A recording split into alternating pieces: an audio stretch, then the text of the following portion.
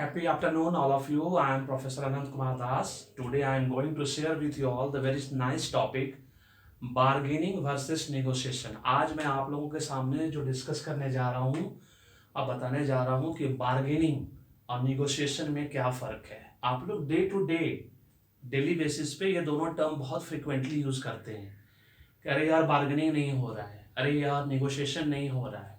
क्या आपको पता है कि बार्गेनिंग और निगोशिएशन में क्या फ़र्क है? हमारे देश में हम लोग बहुत मतलब टेक इट ग्रांटेड लेते हैं, किसी भी वर्ड को कहीं भी यूज़ कर देते हैं। एक्सपेंसेस को एक्सपेंडिचर की जगह यूज़ कर देते हैं, एक्सपेंडिचर को एक्सपेंसेस की जगह यूज़ कर देते हैं। गोलगप्पे भी हमने खाया, पानी पूरी भी खाया, वो भी एक्सपेंडिचर है हमारा। किताब भी खरीदा हमने, वो भी एक्सपेंडिचर है। आपको ये समझना होगा सबसे पहले कि बार्गेनिंग नेगोशिएशन क्या है। इसी से रिलेटेड फिर एक्सपेंस एक्सपेंडिचर भी है। बार्गेनिंग जो है सबसे पहले आपको ध्यान रखना है, स्पेशली जो भी बच्चे अभी पढ़ रहे हैं किसी भी क्लास में, और जो कोई भी इंडिविजुअल है ना, house wife, group, family members, चाहे क्लास 1 to PhD हो, वर्किंग एग्जीक्यूटिव्स, मैनेजर्स, सबके लिए कंपलसरी है। आप कॉर्पोरेट में काम करते हो, आपको ये समझना होगा कि बार्गेनिंग एंड नेगोशिएशन क्या होता है। Always remember, bargaining always verbal होता है, फेस टू फेस होता है। ये राइटिंग में नहीं हो सकती, कोई राइटिंग में लिख के नहीं दे सकता, है ना, that is bargaining. But negotiation is always in writing. You are surprise ना to hear this? Yes, negotiation is just like, say for example, rent agreement, any type of agreement, any type of contract, any type of MOU, memorandum of understanding, memorandum of association, MOA, always in writing. That is proof you have done something, you have dealt with something, वो proof है। That is why negotiation always in writing, because it's a type of contract, it's a type of agreement, it's a type of MOU, it's a type of MOA, memorandum of understanding, association. Got it? Very simple.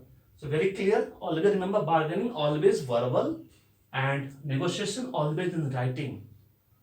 If anybody wants to do, अगर कोई आपसे negotiate कर रहा है, बोल रहा है कि हमसे वर्बली करेंगे, लिखित नहीं होगा, वो राइटिंग में नहीं होगा, that is bargaining. Always remember. Second, bargaining is always about price. आप बिग बाजार जाते हो, किसी बड़े मॉल में गए, कुछ भी खरीदा आपने, डिस्काउंट सेल लगा हुआ है, उन्होंने कुछ प्राइस बोला, आपने कुछ प्राइस बोला, 50 रुपये घट के, 100 रुपये घट के, 200 रुपये घट के आपने उस प्राइस पे फिक्स हो गया। कुछ प्राइस फिक्स प्राइस शॉप होता है, वहां पे आप बोलता है नो बार्गेनिंग, वहां पे बार्गेनिंग नहीं हो सकती, आप प्राइस को नहीं घटा सकते। Do you think that's a negotiation? No, it's not negotiation. उन्होंने अपना प्राइस फिक्स करके रखा है, अब आपको लेना है नहीं लेना है अब आपके ऊपर डिपेंड करता है। But it's always about price. जहाँ सिर्फ प्राइस की बात हो, मनी की बात हो, but that is only bargaining. जहाँ डिस्काउंट सेल है, जहाँ आपने फिक्स किया, ऊपर नीचे प्राइस को किया और आप खुश हो गए कि आपने 200 रुपये घटा के कोई सामान ले लिया, आप बार्गेनिंग कर लिए। लेकिन negotiation always exchange of values, exchange of values. Always remember, negotiation जो है वो एक्सचेंज ऑफ वैल्यूज है। हर चीज की एक वैल्यू होती है। से फॉर एग्जांपल कश्मीर से 370 हटाया गया, वहां से हमारे ऑनरेबल प्राइम मिनिस्टर ने 370 आर्टिकल हटाया, कश्मीर को आजाद किया। ये एक्सचेंज ऑफ वैल्यूज है। उसके बदले हमें क्या मिला? हारमोनी मिला, शांति मिली, है ना, करोड़ों लोगों को मिला, जो भी वहां लोग रहते हैं। इकोनॉमिक वेलनेस मिला वहां पे वो हटने से, है ना, उसमें बोलते हैं प्रॉमिस ऑफ परफॉर्मेंस मिला। ये सब जो है सब इसके अंदर आता है। ये तो मैंने लिखा है लास्ट में सारा पॉइंट कि नेगोशिएशन क्या होता है किसी भी चीज का, क्योंकि नेगोशिएशन जो है, जो थर्ड पॉइंट है, वो आपको समझना जरूरी है, तब आपका एक्सचेंज ऑफ वैल्यू समझ में आएगा। Effect of bargaining is always short term. से फॉर एग्जाम्पल आपने एक बुक खरीदा, बार्गेनिंग की 50 रुपये घटा लिए आपने, डिस्काउंट आपने देखा होगा बुक सेलर आपको 20% डिस्काउंट देते हैं, कोई 10% डिस्काउंट देता है ना। ये सब क्या है? बार्गेनिंग है, शॉर्ट टर्म, जो एक साल से कम के अंदर जिसकी वैल्यू खत्म हो जाती है, जिसका इफेक्ट दोनों खत्म हो जाता है। लेकिन नेगोशिएशन जो इफेक्ट है वो लॉन्ग टर्म रहता है। Just like expenditure, long term. Advertisement आपने देखा वो टीवी पे रोज का रोज कम से कम 100 से ज्यादा एडवर्टीजमेंट आता है ना, प्रचार जिसको हम बोलते हैं। क्या वो लॉन्ग लास्टिंग इफेक्ट आपके दिमाग में डालता है और रोज आता है, उस पर करोड़ों अरबों रुपए खर्च किया जाता है कंपनी के द्वारा। वो क्या एक्सपेंडिचर, वो एक्सपेंस नहीं है।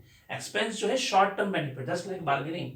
आपने आज बार्गेनिंग की, कुछ खरीदा, किताब खरीदा, कुछ खाया पिया, रेस्टोरेंट में गया, शॉपिंग की, वो सब इफेक्ट खत्म, फिनिश हो गया 1 महीने 3 महीने 6 महीने 1 साल के अंदर अंदर। लेकिन जो चीज लॉन्ग टर्म इफेक्ट करे, कश्मीर इशू हुआ, ट्रिपल तलाक सिस्टम हुआ, हमारे यहाँ जो अभी जो बिल आया है, सीसीए पे आया है, ये सब क्या है, लॉन्ग टर्म इफेक्ट देगा ये और इफेक्ट करेगा, है ना। ये निगोशिएशन है, ये ऑलवेज इन राइटिंग, ये वर्बल नहीं हो सकता। अभी किसान आंदोलन चल रहा है, ये क्या है, निगोशिएशन चल रहा है, वो राइटिंग में होगा, वो कभी किसी कीमत तो वर्बल नहीं हो सकता।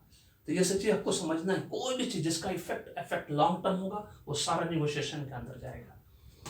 मैंने पहले ही कहा बार्गेनिंग जो है all about expenses. Bargaining expenses में कोई फर्क नहीं है, दोनों ही शॉर्ट टर्म के लिए होता है, सब कुछ वर्बल होता है ना। इसका इफेक्ट बहुत छोटे समय के लिए होता है। लेकिन नेगोशिएशन लाइक एक्सपेंडिचर, जैसे हम एडवर्टाइजमेंट पे खर्च करते हैं, प्रचार पर खर्च करते हैं, 1 साल से ज्यादा लंबा इफेक्ट होता है। किसी भी जैसे मेट्रो रेलवे प्रोजेक्ट क्या है, वो एक्सपेंडिचर है, वो एक्सपेंस नहीं है, क्योंकि मेट्रो बन गया एक बार, वो 50 सालों तक चलेगा, फिर 100 साल तक चलेगा, हो सकता है। तो ये क्या एक्सपेंडिचर है, बड़ा बड़ा बिल्डिंग बन रहा है ना, ये सब क्या है एक्सपेंडिचर, एक्सपेंस नहीं है। ये आपको याद रखना, negotiation is all about expenditure. और इसमें सबसे इंपॉर्टेंट प्रॉब्लम जो सबको आपको याद रखना है कि whenever you negotiate something, always remember promises of performance. आपको जब प्रॉमिस कर रहे हैं परफॉर्म करने का, कि आपको ये परफॉर्मेंस देंगे आने वाले सालों में, 1 साल के बाद 2 मेट्रो प्रोजेक्ट जो बनता है कैसे बनता है, क्या होता है उसमें प्रोमिसेस ऑफ परफॉर्मेंस क्या होता है कि 20 साल 50 साल तक चलेगा। कोई भी बड़ी बड़ी बिल्डिंगें बनती, बड़े बड़े बिल्डर बनाते, क्या प्रॉमिस होता है 50 साल तक बिल्डिंग गिरेगी नहीं, किसी भी अर्थक्वेक से नहीं गिरेगा, कुछ भी कर लीजिए। बड़े बड़े रोड ब्रिजेस डैम्स बनते, क्या प्रोमिसेस ऑफ परफॉर्मेंस होता है, किसी भी कीमत पर नहीं गिरेगा 50 सालों तक। तो that is negotiation, that is always in writing. और जो सबसे इंपॉर्टेंट पार्ट है नेगोशिएशन का, negotiation always brings harmony and economic wellness. अगर नेगोशिएशन सही है, ऑन द राइट ट्रैक है, राइटिंग में है, तो आपको हमेशा हार्मोनी मतलब हैप्पीनेस, पीस, शांति लाएगा आपके जीवन में। और इकोनॉमिक वेलनेस मतलब आप इकोनॉमिकली फाइनेंशियली बहुत साउंड होंगे, चाहे वो कंट्री हो, चाहे हम इंडिविजुअल के रूप में हो, चाहे जिस भी रूप में हो। These are the simple differences between bargaining and negotiation. Always remember, ये सिंपल डिफरेंस को आज आपने समझ लिया, अब आपको कभी कोई दिक्कत नहीं होगी आने वाले दिनों में। Thank you so much, may God bless you, the happy beginning.